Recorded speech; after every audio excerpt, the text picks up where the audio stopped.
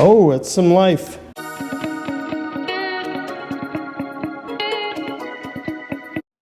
Hey guys, welcome back to another episode of Motorcycle Rewind, and today we're with a 1966 Honda S90 domestic. This is a buddy of mine's, and he's having a no spark issue. So we're gonna see if we can track it down. There's only like 10 wires in the wiring harness, and that's only because it has these turn signals. Right, so it shouldn't be that difficult to find. We're gonna see if we can track it down. So stick with us. Let's see if we can solve a no spark issue on a 1966 Honda S90 domestic. So let's get in this battery box. So let's get this guy off. This is an older, I would imagine it's an older restoration. This looks like paint. But the seat looks like it could be original. It's got the faded Honda on the back. It does have a little nick right here. So there's signs of both, right? This has the replacement badges, but it's got, you know, original things that you see, right? The replacement badges here. Still a little dent right in here that was worked out. Not too bad, but the chrome is in good. The chrome looks original, right? But some of the paint, like here, looks like it's been painted. So it may be an older restoration on some of the painted surfaces. Definitely the fender, the chain guard, things like that that you can see. So really a great example. These domestic turn signals are really awesome when you see them here. I love where they're mounted. Same thing in the back and the rear. So you don't often see those. We didn't get them in the U.S. market because they weren't required. So let's see what we have in here. This looks like the key. So where is it? We'll figure out where it mounts. Maybe it mounts. Oh, it mounts on the other side. So we got to get into here. We're going to hook a battery to it and see what we can come up with. See if we have juice coming out of here. Make sure we're all plugged in. This looks like it should be fun. At one point in time, somebody numbered all of the wires. Thank you, whoever did that, as long as they numbered them correctly. But let's look for some of the easy things. If fuse doesn't look like it's burned out, so we're going to hook a battery to it. It came with a battery. I'm going to check the voltage of the battery that came with, and I also have another little battery that we use for this guy right here. Guys, just to show you, it's starting to look like a Honda dealer from the 1960s. Let's dig into this and see what we have. When I unplugged the ignition switch, the prong for the one that was on was broken right here, so that could have been it. It had a bad connect. I'm not saying it was, so I went ahead and depinned this one and in this one, and then replaced it with a new plug. So now we'll have a positive connection, if you will. And the other thing, it was missing a locking tab, so it wasn't going to stay on. So this one has a locking tab, and this is for the ignition. So if that was it, if it was loose in there, that could have been, it was a problem. Not sure if it was the problem, but we know it was a problem. Let's get the side cover off on the other side, and then we'll test the voltage on the battery. So let's pull off this points cover, just so we can see if we do put the battery to it, if we're getting juice all the way to our points with the ignition on. So let's pop this guy off. Looks nice and clean in there, so let's check the battery. Okay, let's test this battery. You got to see through my busted screen, but negative, positive, yeah, that could be our no spark issue. We'll go ahead and charge that battery. We have an alarm battery that we'll use at this point, and then we'll check and see if this thing holds a charge. Okay, so we have the battery, this alarm battery plugged in. Looks like they already had a battery like this plugged into it with the spade connectors. So we're going to check and see what we have going to the points now. So I've got the key in the on position, so let's go check it out. So the plot thickens. That could be a reason why it's not getting spark. So I'm going to have to go through and make sure this guy is connected, and where is it connected, and I'm going to have to make sure the coil is connected, everything. So this is kind of,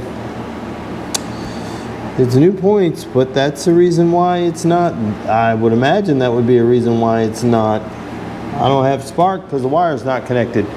Let me go back on the other side. Let's dig inside, see if we can make sure the coil's connected before we do anything else. So let's unplug this ignition real quick just to get it out of my way for a second. Let's put it there. Let's get this guy up. But I was looking through, just want to look at these wires really quick and just inspecting them. Some of them need to be repaired. Like you can see, this one needs to be repaired. I'm not so worried. That's a turn signal with that, but we'll probably still want to repair it just to make sure it works. This one needs to be repaired. Look, you can see it. It's got a little left on it. Hanging on there, little buddy. Just hang in there.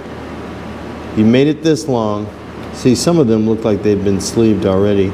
So these look okay. I'm gonna go ahead and pull this guy back on. They're all plugged in. Let me pull it back on. Joys of searching through stuff that other people did and not knowing where they left off. And if I can tuck this guy up and out of the way, that would be nice, because all I need are these two wires from it, and I can get that sucker out of the way. We need to make room anyway because I got to put the battery in there at some point. So we've had a little snippy snip to the pink wire right there. I don't know what the pink wire does, but you see it right there? There's been a little snip to the pink wire. You know, they decided to reroute the pink wire as opposed to rerouting that. I mean, de-pinning that and putting a new connector on. Let's see if we can look up there and see if we can see where the coil is. Okay guys, we did some investigating, some poking around. Let me show you what we found. Okay, you see these wires going right here? They go down to this bolt right here, which is the rectifier. There you go, you see the red in the hole? That's the rectifier. So that's there. And then if you look over here, look through that hole, and I'll put some light in there. You see that tan in there? That is the coil. If you look close, you can probably see, let's see if I can get you in there. You can probably see the blue wire on top. That's the coil. So the wire comes from right here. This is the plug wire. That comes right here to the plug. So to change this coil, it looks as though it's an engine out. Right? There's no spot on this side. This is the only bolt on this side. Now watch when we go over here.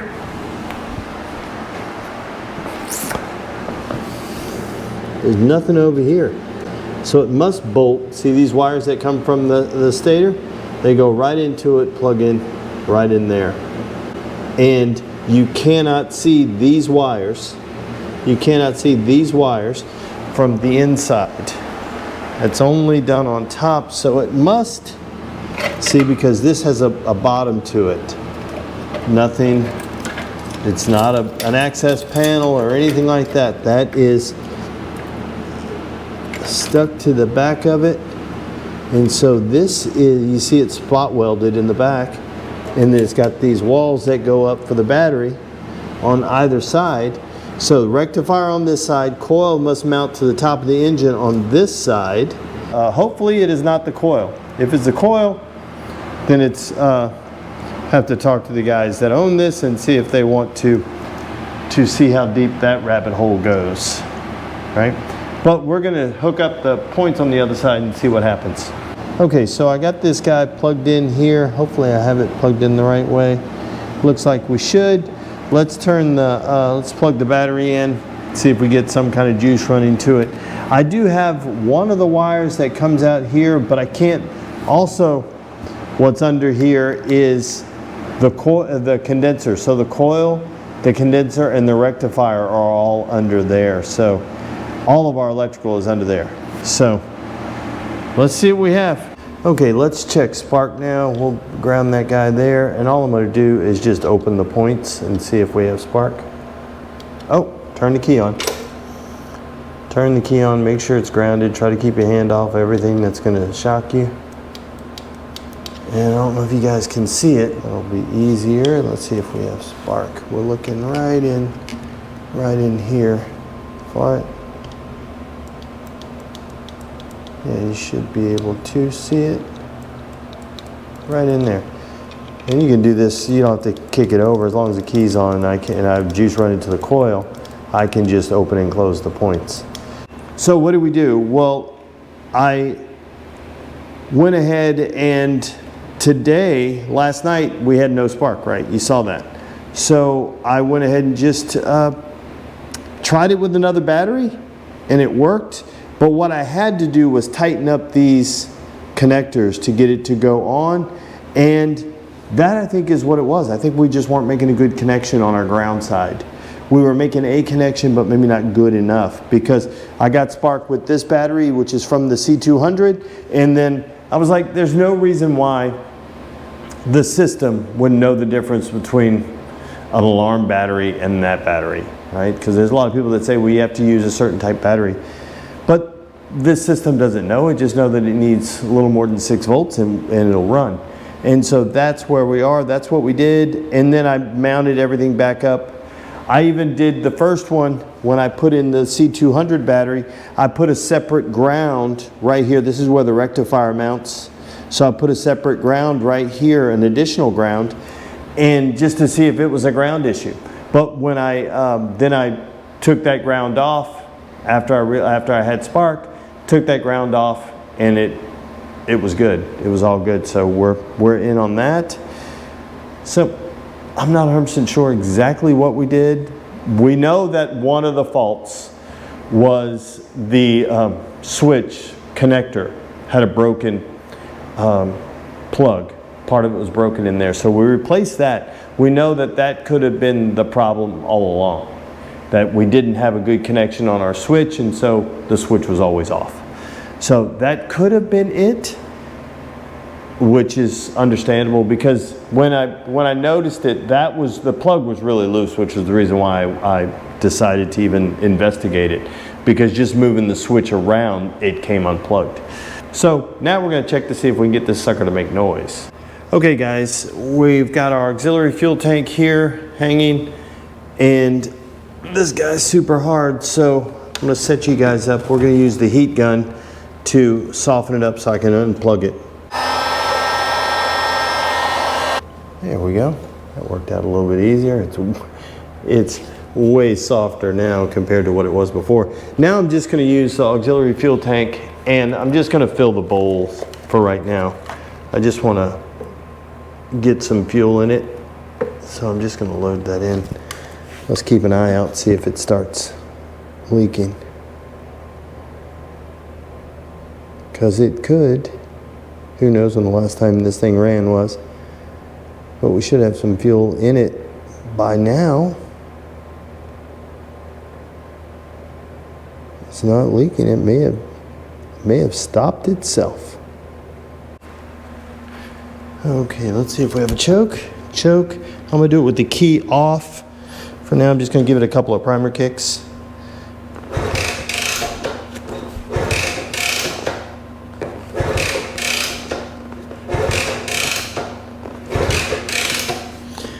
Key on.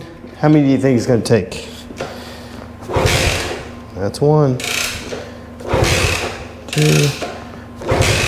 3. You get nothing. 4.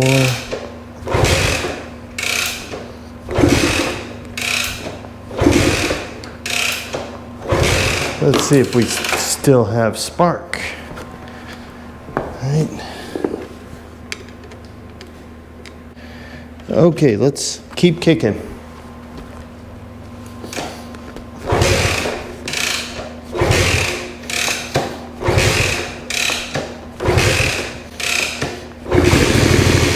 Oh, that's some life.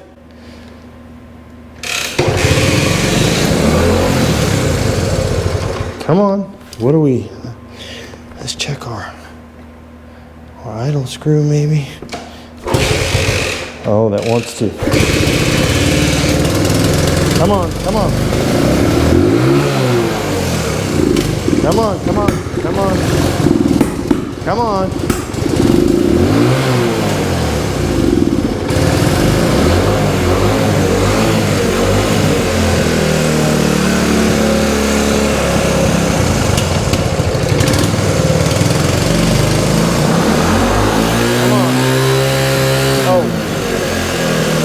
Throttle a little sticky.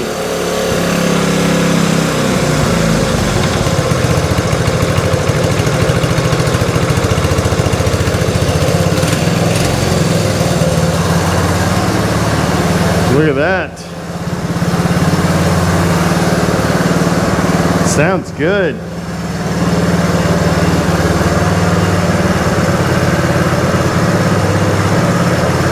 Sounds really good.